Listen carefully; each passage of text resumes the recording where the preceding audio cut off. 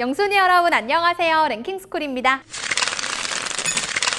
우리나라는 지난 몇 년간 반도체, IT, 영화 및 음악 등 여러 산업 분야에서 눈에 띄는 비약적인 성과를 이뤄냈습니다. 연이어 전해지는 희소식에 온 국민이 뿌듯함을 느끼는 때도 많았죠. 하지만 한때 강세였던 분야들이 조금씩 침체기에 빠지며 예전과 같은 반가운 소식을 찾아보기 힘든 요즘 새롭게 떠오르는 분야들이 다시 한번 세계 시장의 눈길을 사로잡고 있다고 하는데요. 이 중에는 오래전 1위 자리에서 물러나 고전을 면치 못하다 이번에 다시 1위를 탈환한 분야도 있는가 하면 영화, 음악 같은 K 콘텐츠에 힘입어 덩달아 성장 가도를 달리고 있는 분야도 있다고 합니다. 오늘 랭킹스쿨에서는 최근 한국이 전 세계 돈 쓸어담고 있다는 분야 탑4에 대해서 알아보겠습니다. 4위 가공식품. 과연 먹방 종주국답게 첫 번째로 소개할 아이템은 가공식품입니다. 전 세계의 K 가공푸드의 존재감을 널리 떨치고 있는 음식은 단연 김이 대표적인데요. 검은 반도체라는 탁월한 수식어를 자랑하는 우리나라 김은 지난해 단일 품목 수출액 1조 원을 넘어서는 역대급 기록을 세우며 모두를 놀라게 만든 바 있습니다. 이 정도 규모는 우리나라 수산물 전체 수출의 25%를 차지하는 기록이라고 하는데요. 전 세계 마른 김 생산량 250억 장 중 우리나라 김이 차지하는 비중은 무려 124억 장! 그러니까 전 세계에서 생산되는 마른 김 중 절반에 달하는 양이 한국에서 생산되는 상황이라고 볼 수 있죠. 간이 짭짤하게 밴 가공 김을 수출하는 나라가 우리나라만은 아닐 텐데 이렇게 압도적인 인기를 자랑하는 이유는 다름 아닌 얇은 식감에 있다고 하는데요. 일본, 중국의 경우 여전히 두꺼운 김을 고수하고 있지만 우리나라는 바삭한 식감이 더욱 강조되는 특유의 얇은 두께로 세계 소비자들의 선택을 받고 있습니다. 여기에 더해 양식 기술도 압도적으로 우세한 덕에 한국식 김 제조법이 국제 표준으로 인증을 받았을 정도라고 하죠. 기세 등등한 한국식 김의 인기에 힘입어 잘 알려진 CJ, 동원을 비롯한 수십 개의 한국 업체가 오늘도 열심히 김 수출에 앞장서고 있다고 하는데요. 김과 더불어 수출액 1조 원을 돌파한 식품,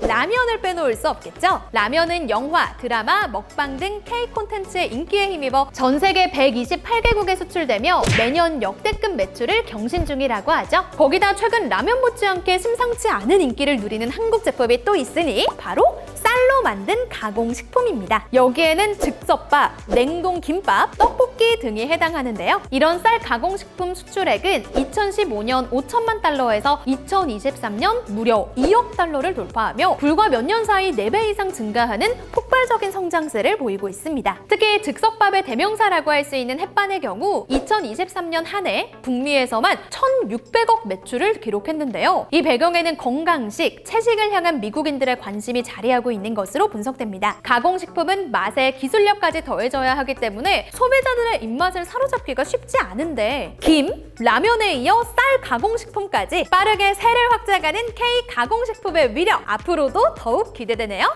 3위 방위산업.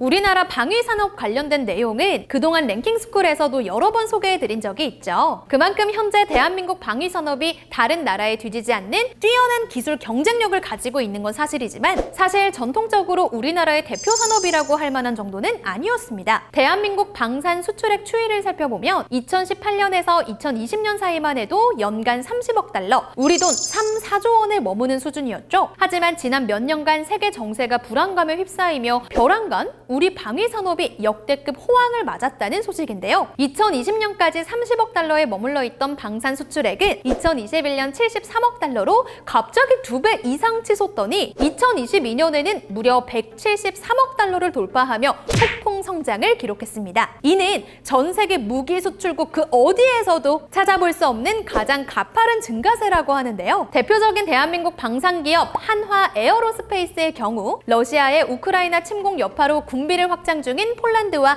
8조 원 규모의 K9 자주포, 다연장 유도 무기 천무 수출 계약을 따낸 바 있고 현대 로템과 카이 역시 폴란드와 각각 K2 전차, 전투기 KF-21 수출 계약을 맺은 것으로 전해집니다. LIG 넥스원은 2022년인 한국형 패트리엇으로 불리는 중거리 지대공 유도무기 천궁2를 아랍에미리트에 이어 사우디아라비아에까지 수출시키며 매년 수조 원대의 매출을 기록하는 등 승승장구하는 상황인데요. 이처럼 전 세계에서 한국 무기가 대세로 떠오른 배경에는 크게 세 가지의 특징이 거론되고 있습니다. 먼저 소위 가성비라고 할 수 있는 뛰어난 가격 경쟁력인데요. 자주포를 예로 들면 우리나라 제품은 세계 최고 수준의 독일제 자주포와 비교할 때 성능은 비슷하지만 가격은 절반에 해당합니다. 덕분에 우리나라 자주포가 세계 시장의 70% 이상을 점유할 수 있었죠. 두 번째로 신속한 공급 능력 또한 한국 무기의 강점 중 하나라고 하는데요. 종류에 따라 차이가 있긴 하지만 무기의 경우 보통 주문에서 납품까지 수년이 소요되는 게 보통인데 우리나라는 역시 빨리빨리의 민족답게 엄청난 스피드를 자랑한다고 합니다. 일례로 2022년 7월 폴란드와 대규모 계약한 무기 물량의 경우 단 4개월 만에 1차분 전체를 납품 완료할 정도로 다른 나라와는 비교 불가한 속도라고 하죠. 마지막으로 북한과 대치 중인 우리나라의 특수한 상황과 국내의 다양한 기후, 지형 등을 통해 이미 그 완성도가 검증되었다는 점 역시 세계 각국의 러브콜을 받는 주요한 강점 중 하나라고 합니다. 현재 우리나라는 수출액으로만 따지면 약 10위권에 머물러 있지만 매해 가파르게 오르는 상승세를 타고 2027년까지 수출 점유율 5%를 넘어 세계 4대 방산 수출국으로의 진입을 목표로 하는 상황인데요. 방위산업의 존재감이 점점 커질 경우 국내 일자리 창출 효과는 물론 수십조의 직간접 생산 유발 효과 또한 기대할 수 있을 것으로 보입니다. 2위 웹툰. 지난 몇 년간 국내에서 피크를 찍었다가 어쩐지 지금은 조금 시들해진 것 같은 웹툰의 인기. 우리나라에선 주춤했지만 세계 시장에선 눈부신 성장을 이루고 있는 중이라고 합니다. 웹툰이라는 단어가 사용되는 풍경만 살펴봐도 달라진 위상을 한눈에 알 수 있다는데요. 우리에게는 이상하게 들릴 것 없는 웹툰이라는 단어는 사실 인터넷을 뜻하는 웹과 만화, 카툰의 영단어를 합성한 한국식 영어로 웹툰 서비스가 최초로 선보여진 당시만 해도 콩글리시라는 이유로 조롱을 받은 바 있습니다. 하지만 이로부터 십수년이 지난 지금은 오히려 주요 외신에서 앞장서서 모바일로 보는 만화를 웹툰으로 지칭할 정도라고 하는데요. 그만큼 한국 웹툰 콘텐츠의 높아진 세계적 위상을 확인할 수 있는 단면입니다. 이 밖에도 전 세계 웹툰 플랫폼 상위 5곳 중 무려 4곳이 국내 기업인 점 역시 대한민국이 웹툰 종주국이라는 사실을 방증하고 있는데요. 카카오 웹툰과 더불어 대표적인 국내 웹툰 기업으로 큰 인기를 누리고 있는 네이버 웹툰의 경우 2022년 기준 글로벌 플랫폼 총 이용자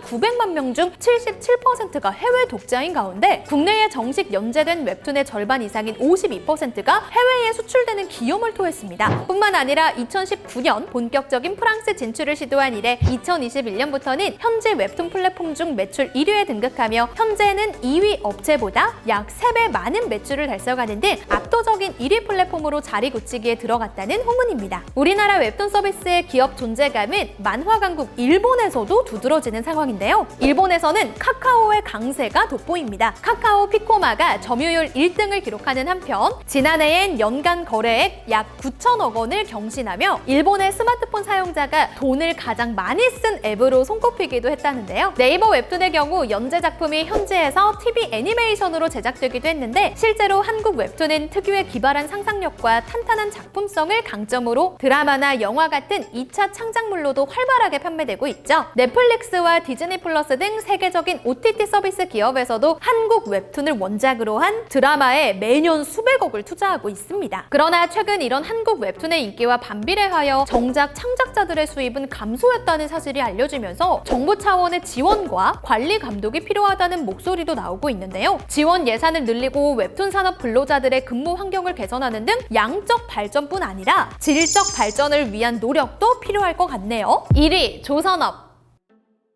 최근 한국이 미친 듯이 떼돈을 벌고 있는 분야 마지막은 조선업입니다. 언제 우리나라 조선산업이 1위를 놓친 적이 있었나 싶은 영순이 분들도 많으실 것 같은데요. 맞습니다. 한국은 2020년까지만 해도 3년 연속 수주 세계 1위를 기록하며 조선업 세계 1위의 면모를 과시해왔습니다. 그러나 이듬해인 2021년 중국에게 선박 발주량 1위 자리를 내어주면서 3년 연속 2위 자리에 그치는 쓴맛을 봐야 했는데요. 2023년엔 중국이 전 세계 선박 총각의 무려 60%를 수주할 정도로 우리나라와의 격차를 크게 벌리면서 한국 조선업의 위기론이 대두될 정도였죠. 구체적인 수주량을 비교하면 중국의 엄청난 약진이 더욱 실감납니다. 2023년 수주량의 경우 중국은 866척, 우리나라는 303척으로 그 차이가 2배 이상인데요. 이런 변화를 목도하며 일각에선 사실상 중국과의 경쟁이 끝이 난 것 아니냐는 비관적인 목소리가 나오기도 했는데 실상을 들여다보면 기우였음을 알 수 있습니다. 우리나라는 한때 지금의 중국처럼 묻지마 수주 전략을 고수한 바 있는데요. 묻지마 수주란 일단 수주를 최대한 많이 받아 양 자체를 늘려 성과를 내는 것입니다. 겉으로는 눈에 띄는 성장세를 기록하는 것으로 보이지만 오히려 이런 방식은 수익성을 떨어뜨리고 납기일을 제대로 지키지 못해 신뢰도를 무너뜨리는 부정적인 결과를 불러올 수 있죠. 이러한 부침을 경험한 국내 조선 기업들은 이후로 묻지마 수주를 받기보다는 기술을 발전시키는 등 내실을 공고히 하여 LNG 운반선 같은 고가의 선박을 선별 수주받았고 수주량으로만 보면 중국에 못 미치지만 수익성은 훨씬 뛰어난 결과를 내고 있다고 하는데요. 게다가 전 세계적인 환경 규제가 강화되는 가운데 한국 기업들이 이에 미리미리 대비를 하면서 중국보다 훨씬 유리한 위치에 놓이게 됐다는 평가도 받고 있습니다. 덕분에 2024년 올해 1분기 조선 수주액이 지난해 같은 기간보다 무려 40% 이상 증가하면서 분기별 실적 기준으로 3년 만에 세계 1위에 복귀한 대한민국! 특히 이 시기 전 세계에서 발주된 친환경 선반 LNG선은 29척,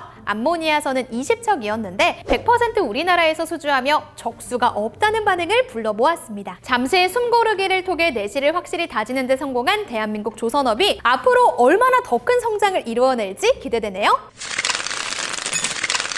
오늘은 세계 시장에서 압도적인 존재감을 보여주고 있는 우리나라 산업 분야 4곳에 대해서 살펴봤는데요. 다른 나라와의 비교가 무의미할 만큼 독보적인 위력을 과시하다 보면 더 이상 발전의 필요성을 느끼지 않게 되고 현재의 자리에 안주하게 될 위험성도 있습니다. 오랜 기간 1위 자리를 내어주지 않던 한국의 반도체가 발전을 게을리하다 미국과 중국 사이에 끼어 위기에 처했다는 평가가 나오는 것처럼 말이죠. 오늘 살펴본 4분야 역시 현재 이룩한 성과는 높이 살만하지만 격변하는 세계 시장 속에서 언제 뒤처질지 알 수 없다는 생각으로 기업 차원의 노력과 정부의 지원이 뒷받침돼 꾸준한 발전을 이룰 수 있길 바라보겠습니다. 지금까지 랭킹스쿨이었습니다. 여러분 감사합니다.